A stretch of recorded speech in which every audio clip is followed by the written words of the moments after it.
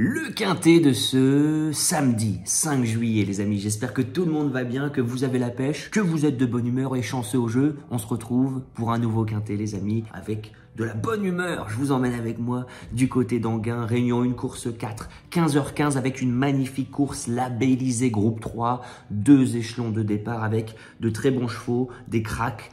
Et puis vous allez voir que malgré la présence de très bons chevaux, j'ai fait le choix d'avoir une sélection très spéculative parce que je voudrais vous rappeler les amis qu'au quintet, il faut avant tout se faire plaisir. Il n'est pas rare de voir des quintets avec beaucoup d'outsiders qui font l'arrivée et très peu de favoris qui répondent présents.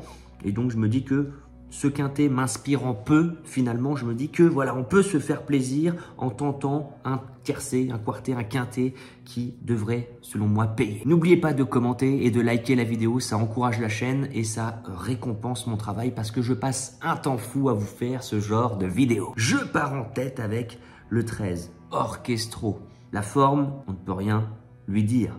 Il est en grande forme, Orchestro. Il vient de s'imposer par 2 fois du côté de Vincennes avec Éric Raffin qui revient à son sulky. Éric Raffin, le sulky d'or, qui avait certainement le choix des drives. Il aurait pu prendre Ibiki de Well, par exemple, lui qui a l'habitude de le driver. Et non, il a fait le choix de prendre Orchestro. Certainement qu'il a eu de bonnes sensations lors de ses 2 plus récents succès.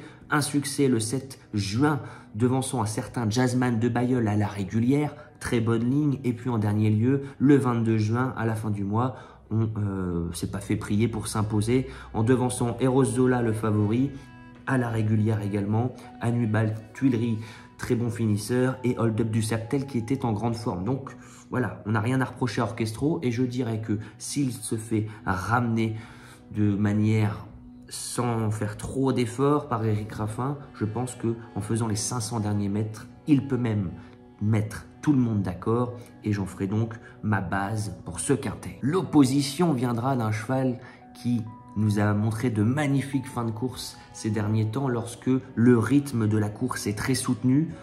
Et je pense qu'aujourd'hui, le rythme de la course, justement, sera très soutenu. Je vais donc faire une place très haut au numéro 5, Horatius Della. Souvenez-vous de sa 3e place le 14 mai en finissant très fort, en étant la grosse note, à grosse cote. C'était du côté de Vincennes, devancé par Ulysse Digéo et Iroise de la Noé. Très bonne ligne. Ensuite, ça s'était mal passé au Croisé-la-Roche. Une course sans train. Et puis en dernier lieu, du côté de Toulouse, on a très bien tenu sa partie. On avait été, selon moi, un petit peu trop offensif parce que Horatius Della, on avait vu lors de ses dernières courses que s'il était préservé, il était capable de faire de magnifiques lignes droites. La dernière fois, voilà, il a dû venir en épaisseur, un peu né au vent. Je vous l'avais dit, je vous avais prévenu qu'il était capable de faire le tour, d'enrouler de loin, de faire le tour du peloton. Si on peut le préserver, c'est tout de même mieux. Et en partant en tête avec Mathieu Abrivard qui sait prendre les bons dos, je me dis que c'est un bon coup de poker à placer très haut. Et si on est fou, on a le droit d'être fou après tout, on met le 8, Is No Good AM en 3e position. Bon, c'est plus un coup de poker qu'un coup sûr, vous l'aurez compris, mais je vois beaucoup de fins de course de ce 8, Is No Good AM qui sont excellentes en retrait, et je me dis que le jour où tout se passera à merveille, Is No Good AM va monter sur le podium, dans le quartet, dans le quintet, d'un quintet de ce genre, parce que vraiment, d'une part, les chronos sont bons, mais la manière dont il finit ses parcours m'incite à la méfiance. Si vous êtes fou comme moi, n'oubliez pas le 8, Is No Good AM, au moins dans un champ réduit. Et d'ailleurs, n'oubliez pas de me dire ce que vous en pensez de ce quintet, ce que vous en pensez de mon analyse. J'attends tous vos commentaires. Donc voilà, profitez-en. On est là pour tous s'entraider, passer un bon moment, parler de notre passion. Donc je compte sur vous vraiment. Je répondrai à tous les commentaires. En 4e position, faisons une place, attention à ce 12, Harley Gemma. Cette fille de Bold Eagle est sur la pente ascendante après un break de 3-4 mois.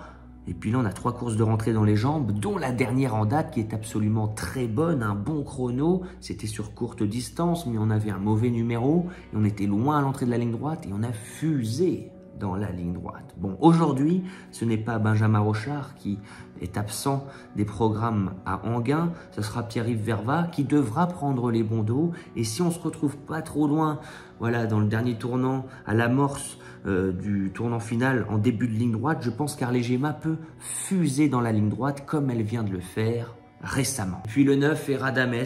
C'est vrai que c'est plus placé potentiel en fin de combinaison qu'un prétendant à la victoire. Mais comme je vous l'ai déjà dit ces derniers temps, le clan Thomain, c'est difficile de faire sans. On s'est changé les idées au trop monté du côté de Caen le 10 mai. La dernière fois, on s'est bien défendu du côté de Vincennes. On a bien fini. On avait une cote d'outsider.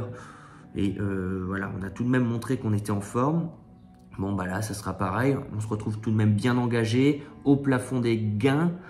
Face aux plus jeunes, c'est vrai, mais au plafond des gains, c'est quand même un bel engagement. Et je me dis que si David Thomain la joue petit bras, on n'est pas à l'abri de le voir figurer dans le quintet. Et je terminerai par le 15, Crack Time Atout. Ce n'est certainement pas un objectif. J'ai vu qu'il y avait beaucoup de courses à venir. On a eu un long break. Ça sera seulement la deuxième course de rentrée. Je pense que dans le clan Garato, on va seulement vouloir voir une belle ligne droite pour monter encore en condition pour les échéances à venir. Crack Time Atout, attention, c'est un attentiste. C'est un cheval qui sait finir très fort lorsque le rythme est soutenu. Ça sera le cas aujourd'hui. N'étant pas à 100%, je le mets si bas. Je n'oublie pas que c'est le cheval de classe du lot. C'est un fils de Festime Bourbon.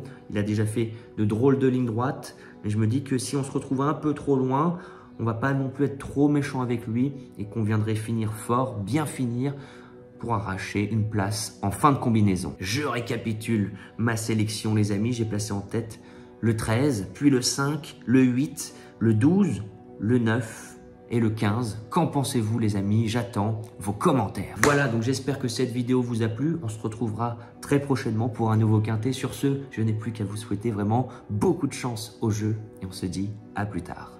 Ciao!